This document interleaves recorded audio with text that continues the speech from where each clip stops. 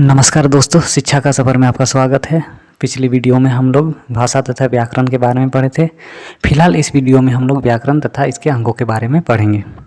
तो चलिए शुरू करते हैं व्याकरण की परिभाषा के साथ। व्याकरण वो शास्त्र है जिसके द्वारा हम शुद्ध पढ़ना, लिखना तथा बोलना सीखते हैं। यानी कि किसी भी भाषा का व्याकरण ऐसी किताब है जिसमें हम अपनी भाषा को सही तरीके से पढ़ना, लिखना तथा बोलना सीखते हैं। व्याकरण के मुख्यतः 4 अंग है: वर्ण विचार, शब्द विचार, पद विचार तथा वाक्य विचार। वर्ण विचार, इसमें वर्णों या अक्षरों के उच्चारण पर विचार किया जाता है। वर्ण 2 प्रकार के: स्वर वर्ण तथा व्यंजन वर्ण। स्वर वर्ण, जिन वर्णों का उच्चारण बिना किसी दूसरे वर्ण की सहायता से स्वतंत्र रूप से होता है उन्हें स्वर वर्ण कहते हैं। यानी कि ये स्वतंत्र है, इसमें कोई दूसरा वर्ण सहयोग नहीं करते। जैसे अ, आ, हसई, दीर्घई, हसौ, दीर्घौ, री, ए, आई, औ और औ। ये कुल 11 है। अंग और ओ जो है वो आयोगवा कहलाते हैं। स्वर वर्ण के प्रकार, स्वर वर्ण मुख्यतः 3 प्रकार के होते हैं: हर्ष स्वर, दीर्घ स्वर तथा प्लुत स्वर। हृस्व स्वर, जिन स्वरों के उच्चारण में सबसे कम समय लगता है उन्हें हृस्व स्वर कहते हैं। जैसे अ, छोटी ई, छोटी ऊ और री। दीर्घ स्वर, जिन स्वरों के उच्चारण में हृस्व स्वर से दोगुना समय लगता है उन्हें दीर्घ स्वर कहते हैं। जैसे आ, बड़ी ई, बड़ी ओ, ए, आई, ओ और औ। प्लुत स्वर, जिन स्वरों के उच्चारण में दीर्घ स्वर से भी अधिक समय लगता है उन्हें प्लुत स्वर कहते हैं। जैसे ओम। व्यंजन वर्ण, जिन वर्णों के उच्चारण करने के लिए स्वरों की सहायता लेनी पड़ती है उन्हें व्यंजन वर्ण कहते हैं। यानी कि ये स्वतंत्र नहीं होते हैं, इसमें स्वर वर्ण जुड़े होते हैं। क से लेकर ह तक सभी व्यंजन वर्ण हैं। हिंदी में कुल 33 व्यंजन है। व्यंजन के मुख्य प्रकार: स्पर्श व्यंजन, अंत्यस्य व्यंजन तथा उष्ण व्यंजन। ये 3 व्यंजन के प्रकार हैं। स्पर्श व्यंजन, आप देख सकते हैं यहाँ वर्ग के हिसाब से स्पर्श व्यंजन को बांट दिया गया है। यह र, ल तथा व यह अंत्यस्य व्यंजन है। तालव्यस्य, मूर्धन्यस्य, दंतस्य तथा ह यह उष्ण व्यंजन है। अक्ष, त्र, ज्ञ तथा स्र यह संयुक्त व्यंजन है। अड़ और अढ़ ये अतिरिक्त व्यंजन है।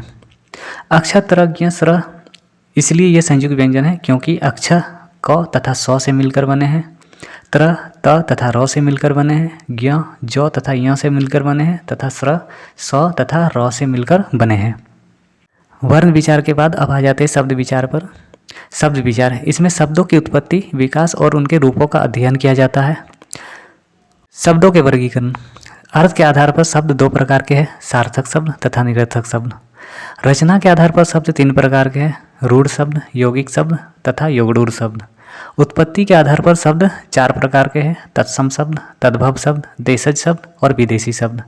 प्रयोग के आधार पर विकारी शब्द तथा अविकारी शब्द। तो चलिए इनके बारे में आगे हम विस्तार से जानते हैं।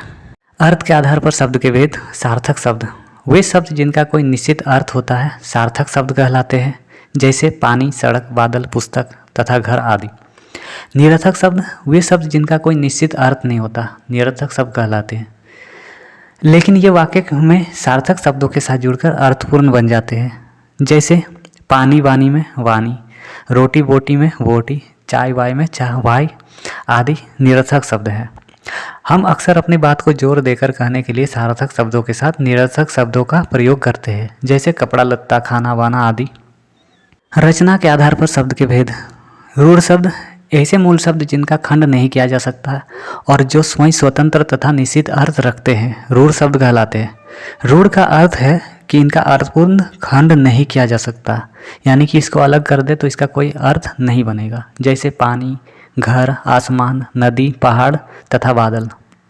यौगिक शब्द, 2 या 2 से अधिक सार्थक शब्दों या रूढ़ शब्दों से मिलकर बने शब्द जिनका खंड करने पर भी अर्थपूर्ण शब्द बनते हैं यौगिक शब्द कहलाते हैं।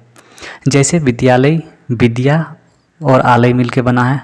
रसोई घर, रसोई और घर मिलकर बना है। हिमालय, हिम और आलय मिलकर बना है। योगरूढ़ शब्द, ऐसा शब्द जो यौगिक होते हुए भी किसी विशेष अर्थ के लिए रूढ़ हो जाते हैं तथा तीसरा अर्थ प्रकट करते हैं, योगरूढ़ शब्द कहलाते हैं। पंकज यानी कमल, दशानन यानी कि रावण, पीताम्बर यानी कि श्री कृष्ण, लंबोदर यानी कि गणेश जी आदि। अब आ जाते हैं उत्पत्ति के आधार पर शब्द के भेद। तत्सम शब्द संस्कृत भाषा के ऐसे शब्द जो हिंदी में बिना किसी परिवर्तन किए प्रयोग किए जाते हैं तत्सम शब्द कहलाते हैं, जैसे अग्नि, सूर्य, दुग्ध, दंत, रात्रि, मूक, पक्षी आदि। ये सभी संस्कृत शब्द हैं। तद्भव शब्द संस्कृत भाषा के ऐसे शब्द जो हिंदी में परिवर्तित हो गए हैं तद्भव शब्द कहलाते हैं, जैसे आग, सूरज, दूध, दांत, रात, मुंह, चिड़िया आदि सभी तत्सम शब्द से आए हुए शब्द हैं। देशज शब्द ऐसे शब्द जो स्थानीय बोलियों तथा ग्रामीण क्षेत्रों से निकलकर हिंदी भाषा के बन गए हैं देशज शब्द कहलाते हैं।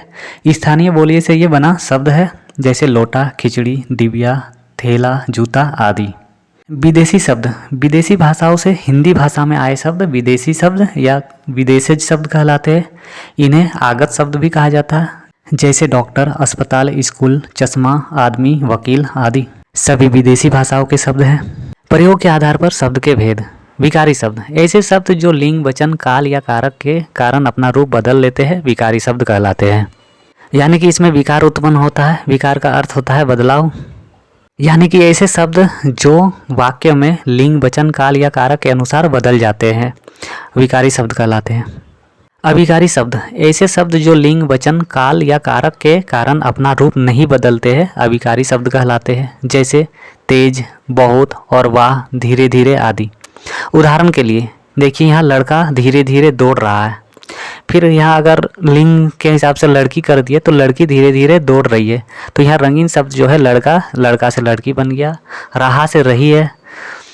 तो धीरे धीरे और दौड़, यहाँ पे चेंज नहीं आया। तो जहाँ चेंज नहीं आया वो अविकारी शब्द है। और जैसे ही लिंग के अनुसार इस वाक्य को बदल दिए, जैसे लड़का से लड़की कर दिए, तो यहाँ रहा से रही बन गया। यानी कि रहा जो है विकारी शब्द है जिसमें विकार उत्पन्न हो गया। अब आते हैं पद विचार पर। हिंदी व्याकरण में जब कोई सार्थक शब्द व्याकरण के नियमों से बनकर यानी कि लिंग, वचन, कारक या काल के अनुसार वाक्यों में प्रयुक्त होता है तो उसे पद कहते हैं। पद के भेद। पद के मुख्यतः 5 भेद हैं: संज्ञा, सर्वनाम, विशेषण, क्रिया तथा अव्यय यानी कि अविकारी शब्द।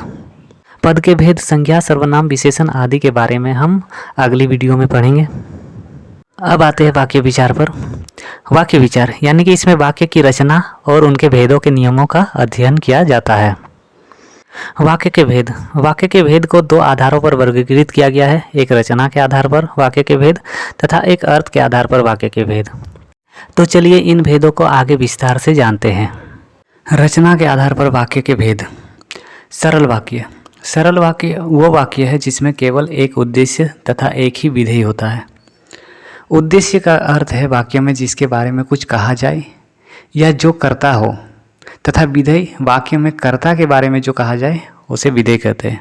जैसे सुमन गा रही है, यहाँ सुमन उद्देश्य है तथा गा रही है विधेय। दूसरा, मैं रांची जा रहा हूँ, बच्चे पढ़ रहे हैं। इसमें जितने भी रंगीन शब्द है लाल रंग का, वे सब उद्देश्य है। संयुक्त वाक्य। संयुक्त वाक्य वो वाक्य है जिसमें 2 या 2 से अधिक उपवाक्य होते हैं जो अपने आप में पूर्ण अर्थ रखते हैं। जैसे वह सुबह गया और शाम को लौट आया। आज बारिश हो रही थी इसलिए मैं विद्यालय नहीं जा पाया। आप चाय पियेंगे या कॉफ़ी। संयुक्त वाक्यों में 2 वाक्य हमेशा योजक शब्द जैसे और, या, लेकिन, किंतु, इसलिए आदि द्वारा जुड़े रहते हैं। मिश्र वाक्य। मिश्र वाक्य वो वाक्य है जिसमें एक प्रधान उपवाक्य तथा एक या एक से अधिक आश्रित उपवाक्य जुड़े होते हैं। यानी कि एक वाक्य दूसरे वाक्य के बिना अधूरे होते हैं। जैसे ही मैं स्टेशन पहुंचा वैसे ही गाड़ी चल दी। यदि परिश्रम करोगे तो सफलता जरूर मिलेगी। जितना मेहनत करोगे उतना ही मेहनत का फल मीठा होगा। जहाँ से वो आया था वहाँ वो लौट कर चला गया। यानी मिश्र वाक्य में 2 उपवाक्य हमेशा योजक शब्द जैसे जो, क्योंकि, जितना, उतना, जैसा, वैसा, जब, तब, जहाँ, वहाँ, अगर, यदि आदि के साथ जुड़े रहते हैं।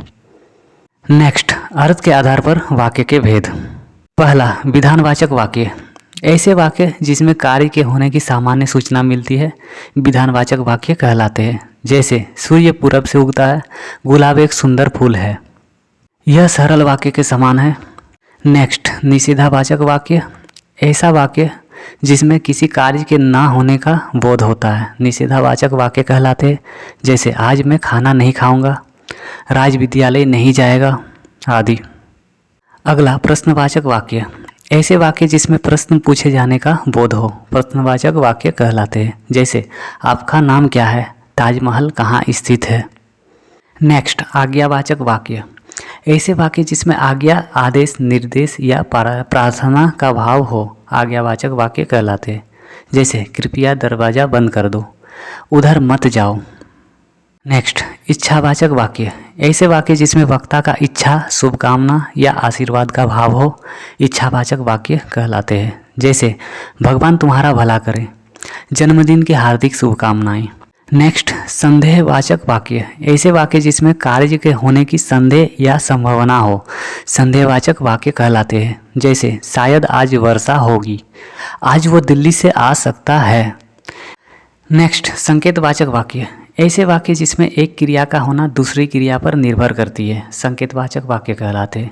जैसे यदि परिश्रम करोगे तो उत्तीर्ण जरूर हो जाओगे, अगर समय पर वर्षा होती तो फसल अच्छी होती। नेक्स्ट विस्मयादि बोधक वाक्य, ऐसे वाक्य जिसमें आश्चर्य, खुशी, दुख, घृणा आदि का भाव व्यक्त हो विस्मयादि बोधक वाक्य कहलाते हैं। जैसे वाह कितना प्यारा घर है, अरे तुम कब आए आदि। आज के लिए बस इतना ही, मिलते हैं अगली वीडियो में। इस सफ़र में हमारे साथ जुड़े रहने के लिए धन्यवाद।